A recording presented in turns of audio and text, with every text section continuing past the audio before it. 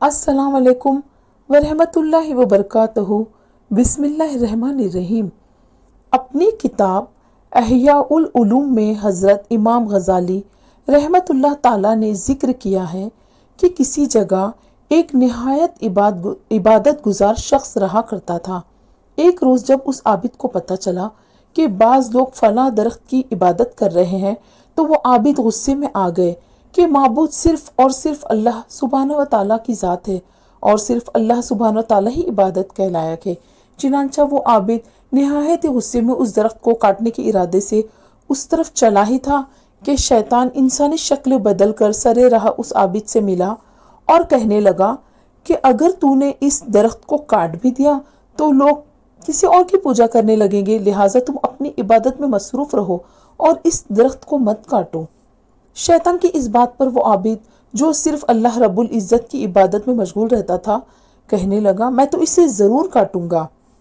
जब शैतान ने देखा कि उसकी ये तदबीर का कामयाब ना हो सकी तो शैतान ने फिर से उस आबिद को रोका तो दोनों में हाथापाई शुरू हो गई, यहाँ तक कि आबिद ने शैतान को भागने पर मजबूर कर दिया, मगर शैतान बाज ना आया।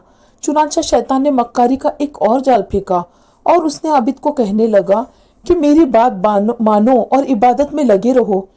मैं हर रात 2 अशरफियाँ तेरे सरहाने रख दिया करूँगा।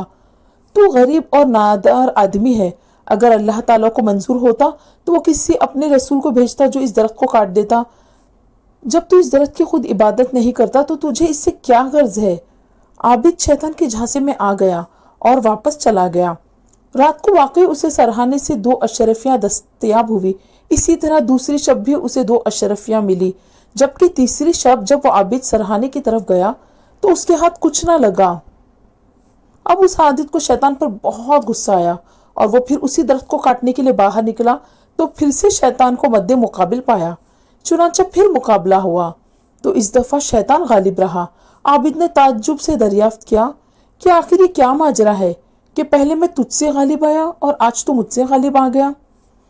आबिद की बात को सुनकर शैतान बोला, उस दिन तू अल्लाह ताला के लिए मुझ पर गजबनाक हुआ था और मुझ पर गालिब आ गया था, मगर आज तू महज 2 अशरफियों के लिए घर से निकला। तेरी नीयत साफ नहीं थी।